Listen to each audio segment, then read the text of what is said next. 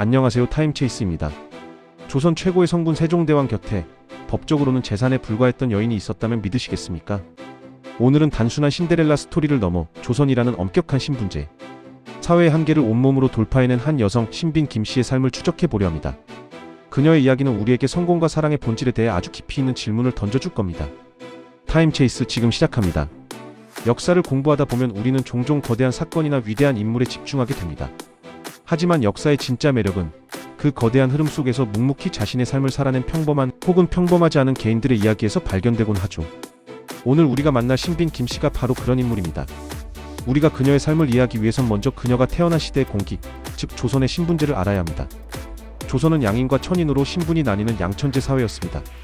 그리고 그 최하층에 바로 노비가 있었죠. 노비는 사람이기 이전에 주인의 재산으로 취급되었습니다. 매매, 상속, 증여의 대상이었죠. 심지어 법적으로 노비는 주인을 고소할 수도 없었습니다. 신빈 김씨의 어머니는 내자시 소속의 공노비였습니다. 내자시는 궁궐에 필요한 물품을 공급하던 관청이죠. 조선의 법은 일천즉천, 즉 부모 중 한쪽이라도 천민이면 그 자식도 천민이 되는 것을 원칙으로 삼았습니다. 특히 어머니의 신분을 따르는 노비 종모법이 강력하게 작용했죠. 신빈 김씨는 태어나는 순간부터 자신의 의지와 상관없이 공노비, 즉 나라에 소속된 재산으로 규정된 삶을 시작한 겁니다. 그녀가 어떻게 궁녀가 되었는지에 대한 명확한 기록은 없습니다. 하지만 공노비였던 어머니의 소속을 볼 때 아주 어릴 때부터 궁궐에 들어와 소위 생각시라 불리는 어린 궁녀로 생활을 시작했을 가능성이 가장 큽니다. 이것은 선택이 아니었습니다. 나라의 재산으로서 주어진 패치였죠. 궁녀의 삶 화려해 보이지만 실상은 왕, 한 사람만을 위해 평생을 바쳐야 하는 고독하고 엄격한 규율 속의 삶이었습니다. 바로 이 절망적일 수 있는 출발점에서 그녀의 비범한 인생 드라마가 막을 올립니다. 대체 이 여인에게는 어떤 특별함이 있었던 걸까요? 신빈 김씨가 어떻게 세종의 눈에 띄었는지는 역시 기록이 없어 알 수 없습니다. 하지만 중요한 것은 그 결과입니다. 그녀는 궁녀로서 왕의 승은을 입었고 마침내 후궁의 반열에 오르게 됩니다. 이것만으로도 대단한 일이지만 그녀의 이야기는 여기서 끝나지 않습니다. 그녀는 종일품 귀인을 거쳐 마침내 후궁으로서 오를 수 있는 가장 높은 자리인 정일품 빈의 자리에 오릅니다. 신빈이라는 호칭을 받게 되죠. 신은 삼갈신자입니다. 몸가짐을 삼가고 조심한다는 뜻이죠. 이 이름 안에 그녀의 모든 것이 담겨있다고 해도 과언이 아닙니다. 그녀가 세종의 마음을 그리고 인정을 받을 수 있었던 핵심적인 이유들을 사료를 통해 살펴보겠습니다. 첫 번째, 압도적인 출산 능력입니다. 현대적 관점에서는 불편하게 들릴 수 있지만 당시 왕실에서 후궁의 가장 중요한 역할은 왕위 계승의 안정성을 확보하는 것, 즉 왕자를 낳는 것이었습니다. 신빈 김씨는 무려 6남 2녀 8명의 자녀를 낳았습니다. 이는 세종의 모든 후궁들 중 단연 으뜸이었습니다.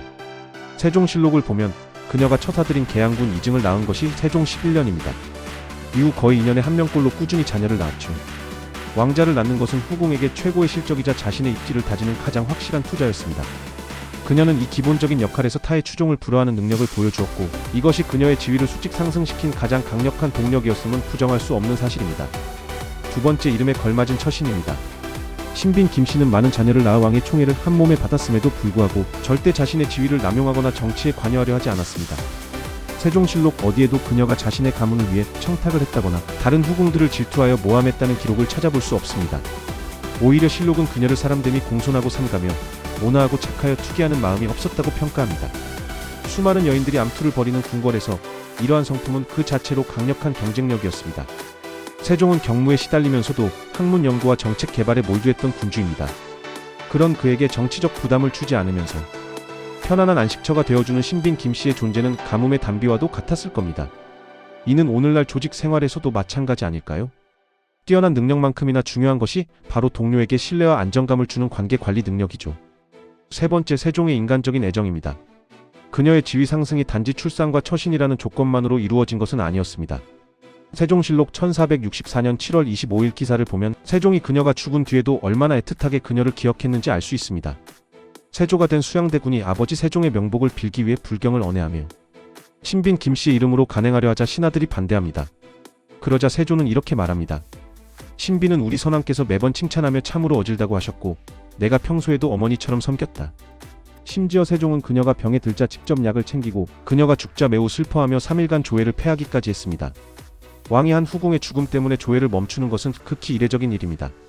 이는 그녀가 단순히 왕자 생산 기계가 아니라 세종에게 인간적으로 깊은 유대와 신뢰를 나눈 파트너였음을 보여주는 결정적 증거입니다.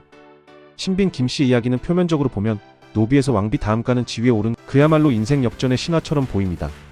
하지만 이 이야기를 현대의 신데렐라 스토리나 자수성가의 틀에 가두는 것은 역사를 너무 단순하게 보는 것입니다.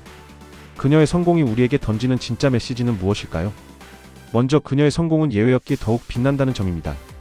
신빈 김씨의 사례는 조선의 신분제가 얼마나 견고했는지를 역설적으로 보여줍니다. 그녀 한 사람이 신분을 뛰어넘었다고 해서 다른 수많은 노비들의 삶이 바뀌지는 않았습니다. 그녀의 성공은 시스템의 변화가 아닌 왕의 선택이라는 극히 예외적인 변수에 의해 가능했습니다.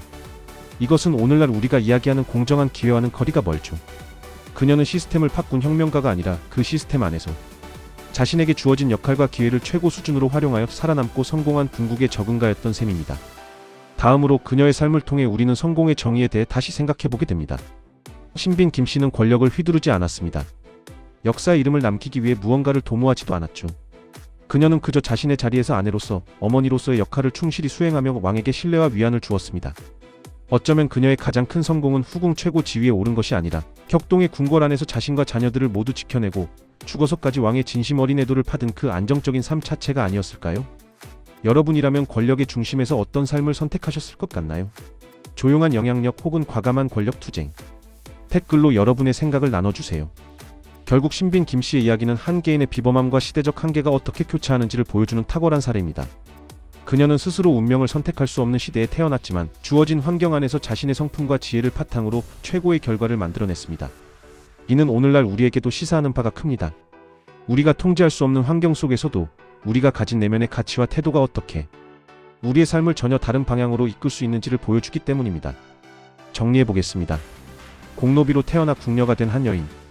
그녀는 왕자를 많이 낳는다는 후궁의 제일 덕목을 완벽히 수행했고 총애를 받으면서도 결코 교만하지 않고 자신의 본분을 지키는 지혜를 보여주었습니다. 그리고 마침내 왕의 진심 어린 사랑과 신뢰를 얻어 후궁의 정점에 올랐습니다. 이것이 바로 신빈 김씨의 삶의 궤적입니다.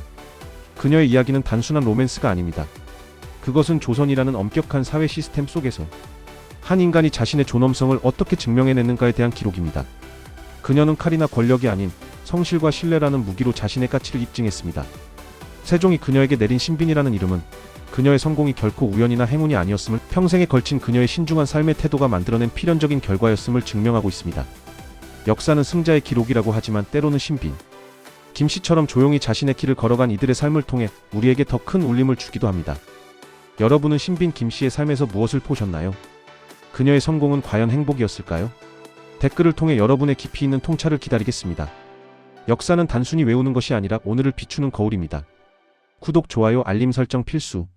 다음 시간엔 더 깊은 이야기로 만나 뵙겠습니다. 지금까지 타임체이스였습니다.